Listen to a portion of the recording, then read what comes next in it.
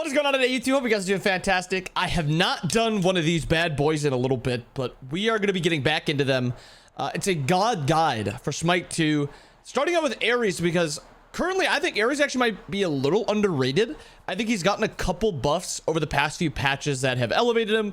I think nerfs to the other good supports has also helped him, and I also think he's got a pretty solid matchups into some of the top tiers, which I think is a positive. And I'll go through all this in a little bit, but I just want to cover the four things that we're focusing on. The build, it's going to be a very light build thing because I have an entire build sheet for that. It'll be in the comments below, or in the description below if you're curious.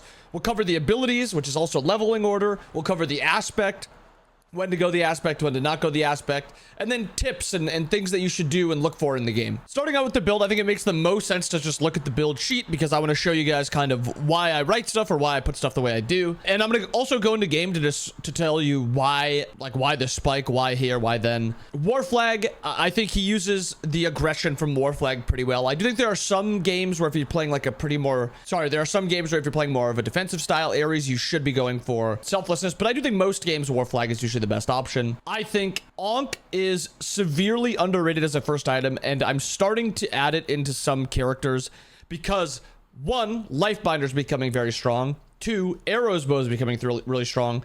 Three, a lot of healers are really good right now. Four, every character in the game, or a lot of characters in the game, have some semblance of sustain, or if they don't have sustain, they build their own. And this is even with a lot of ADCs not even building lifesteal. There's just a lot of value in a cheap anti-heal option that also has very good stats. 40 protections of each is insane, while also reducing healing in that aura. Next up, you'll be going one of these magical defenses items, depending on which one you prefer. Most of the times, I think Gargoyles is going to be a little bit better, but I do think there are some games where you might need the talisman either for yourself or for your team. And then depending on if you have aspect or no aspect, I think Binding is very good. I think Stampede is very good. Chronos Pendant here, which I'll describe when we go into game, and I'll show you why I think this is such a broken item on Aries. Glad Shield is very strong, and then Yogis. Now, as we go back into the game, War Flag, I think should be rather obvious. You want to play to get a lead. Aries is very good at that. Ankh, 2100 gold. You also have like a bunch of different ways that you can start out the game. You can start out with physical protections. If you're playing against double physical, maybe you can go shield and then a chalice and 2 health pots. You can go a rune, which is magical protection, into a double magical lane. You can't unfortunately go this. If you're split and you're not too worried about how much damage they're going to do, or you want to just try to greed it, you can go both shield and rune and only have 100 gold for pots. If you're worried about their healing early game, if you're playing against like an Aphrodite or a Baron, you can pretty easily go Runish Poison or Runish Venom. I didn't even realize. I thought they said the same thing. Multiple different ways. And the best thing about it is if you do go like 2 of these items, 1500 gold is your cap to resetting and coming back out of base with a massive spike. The reason that I think I go Gargoyles or like Talisman of Purification before Stampede in most games is because of just the cooldown you get from it. Aries makes good use of cooldown, which I'll talk about when we get to his build, or when we get to his abilities, but he makes very good use of cooldown. So 10 cooldown here, 15 cooldown here. It's really dependent. I think both are good. I'm going to just buy Screeching Gargoyle just for now. With Gargoyle, you have a little bit more magic protection, a little bit more cooldown. With Talisman of Purification, you get health, which is something that is something later in the build we worry about. You don't have a ton of health in this build, so it's really not that bad either way. They're both very good. By the way, I just realized I had, for the builds, these the wrong way. Binding is supposed to be on the aspect because you have 2 ways to proc it. Stampede is not on the aspect. That's on me. Idiot! But yeah, Talisman. Right now, we don't have aspect, so we'll be going into Stampede. And then Chronos Pendant, which again, I'll reference back is why this is so OP. Glad Shield, and then Yogis to end it. So that's what the build will look like late game. Now let's go over the abilities. Number 1, his passive, Blessed Armaments. You provide strength and intelligence in an aura. You build protections to increase your strength aura. You build cooldown rate to increase your intelligence aura. And both auras increase with level.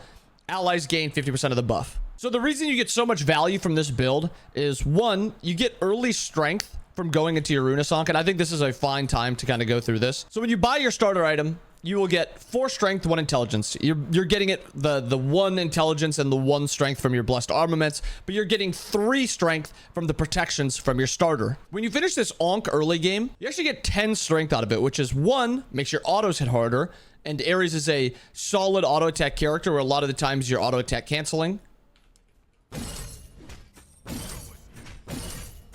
auto attack canceling, so you're getting a lot of strength damage done there. When you get either Screeching Gargoyle or Talisman next, you're getting both strength and intelligence, and you're getting a very strong active. So for Talisman of Purification, we're getting 200 max health, 45 protections, and 10 cooldown rate. Well, let's see how much strength and intelligence we get from buying this item. We got 5 strength and we got 13 intelligence. If you buy into Gargoyle, you get 7 strength and 19 intelligence, but you're losing out on that health. Both of these are very good. It really just depends. So next up, we have no aspect. You're going into the Stampede, which is, again, a very strong active.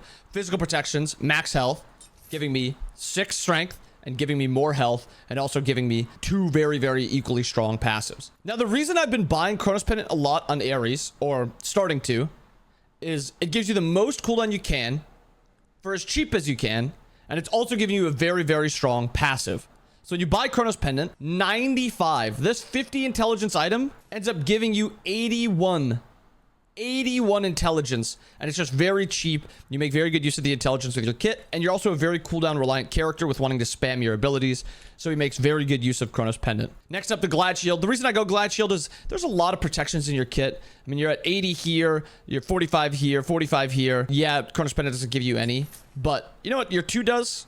Once we go to that, gives you protections. And then lastly, that Yogi's, just to give you a little bit more health, so you're a little bit more intimidating. So that's your passive Blessed Armaments. You just make very, very good use of building protections and also building cooldown. It's why you want to build a lot of those. Your 1 is Shackles. It is a line ability that if you hit it on an enemy, you have 2 seconds to shoot out another one. And you can do that up to 3 times, extending the duration of the cripple, the slow, and your speed boost. Some notable points: the more people you hit, the more movement speed you get. So 442, chain, 490, 531, you get a ton of movement speed. It's actually not count as a god. Actually doesn't count as a god. So 559. So each one you chain, you're getting more movement speed. And then lastly, you can chain through walls. These aren't physical chains. These are magical chains. So you can chain through wall, just like that. Your 2 is a Call to Arms. Instantly around you, you will grant protections, basic attack duration for 6 seconds. The cool thing about SMITE 2's Aries is you're no longer confined to being in that area. You have to pop it while they're in it, so make sure you're not, you know, stampeding towards your teammates and then popping your 2 too early, because walking into this area doesn't do anything. You have to proc it with them around you. Your 3 is a small cone that does damage. It also does percent max health damage, which also does damage to minions. Base damage is 15, doing 48, so I'm doing 33 damage a tick based on his max health. Obviously, Totem has no protection, so that number is a little off, but this is not true damage. This is just magical damage. It also scales with your intelligence. I'm at 126 intelligence, so 7% of that is 8, 9 on top of the base 1, 2, 3% max health. So this is really actually good for killing squishies or tanks because it's based off of your intelligence. So if you have a high amount of intelligence, you'll be doing a higher amount of base damage, and then if they have a lot of max health, you'll be shredding that max health or melting that max health. Lastly, your ultimate. It is an ability that around you hooks onto enemies. It does an instance of damage for every time you use it. So if I use it right here, I'll do damage to both of them. And then after a few short seconds, 2.5, you'll pull all the enemies towards you. And they'll be stunned on landing. So the different thing for SMITE 2 Aries is that no longer do you actually have to grab onto them. You can stun them with the second portion. Aries also gets mitigation in this ultimate, and the stun lasts for 0.75 seconds. Now to touch on the aspect quick. No longer do you have the AoE protection and basic attack damage around you. Now, once you use it, it buffs yourself, and it allows your next autos to stun. And it also does a ripple damage around, damaging enemies also there. So you lose out on the protections, you lose out on the basic attack damage for your allies, but you get it. You also get another CC, which sometimes Aries actually really needs. And that leads me to, you know, part of why I think he's maybe a little underrated. With the aspect and without the aspect, I think Aries kit is good. I think his 2 is very strong without the aspect. But I also think there is value in some games to having that interrupt or to having that extra CC. That's also why you see me building binding on aspect Aries, because you have another instance of CC. I think Aries' laning phase is also really strong. It's obviously not really good level 1, level 2, but it's very good level 3. And then I think he's a solid god going into the middle and later portions of the game. His biggest issue is that his damage comes out really slow, and a lot of his CC comes out really slow, so he can kind of get burnt down late game. But they kind of buffed his ultimate a lot, where now you don't have to put points into it. Let's go back to level 1 and let's show you guys how I level and why I level. Starting at level 1, I actually put a point into my 3 because this pushbacks minions, not allowing them to kind of fight back when you're clearing, and it also does extra damage to them. So Searing Flesh is really strong because it pushes back minions like this, and it also does extra damage. I obviously wouldn't do this much damage because I am full build, but that's why you start your 3. At level 2, you put a point into your 1. Your 1 at level 1 is a pretty underwhelming ability. It's fine. It's mostly just like a cripple and a little bit of a slow. But the reason that Aries is really strong is that his level 3 is very good. When you put another point into Shackles, and this is even with Aries aspect, I usually avoid putting a point into the 2 unless I need that CC instantly. But getting another point into this 1 gives me an extra 25 initial damage, but that tick damage doubles. So going back to Smite 1, I used to say your damage doubles once you hit level 3 and you get a second point into your 1. It's not true anymore, but it's still very close to being true, and it's still very, very noteworthy getting that second point into your 1. Then you put a point into your 2 to get access to either that buff or to your stun. Your ultimate at 5, and that is the last point we're putting into the ultimate until we absolutely have to. And then you go 1, 1. At level 8 is where it gets a little iffy if you want to, you know, do the 2 or the 3. A lot of the times I think the 2 is better. I know some players like doing the 3, but I will do 2, 1, and then I would max out the 2, max out the 3, and then finally at level 17, I would start putting points into my ultimate. And the reason that I do this now is the damage on it isn't that noteworthy. I mean, it goes up 75. It is a good amount of damage, but that mitigation used to be 20 scaling up to 60. So it was 20, 30, 40, 50, 60. They've buffed it now on the bottom end where it's 40. You're getting 60% of the value from that damage mitigation with just 1 point into it. And a lot of the times you're not really caring about Ares' damage on the ultimate. You just want it for that CC. And getting points into your really strong basic abilities is just a lot stronger. So that's why I no longer put points into the ultimate.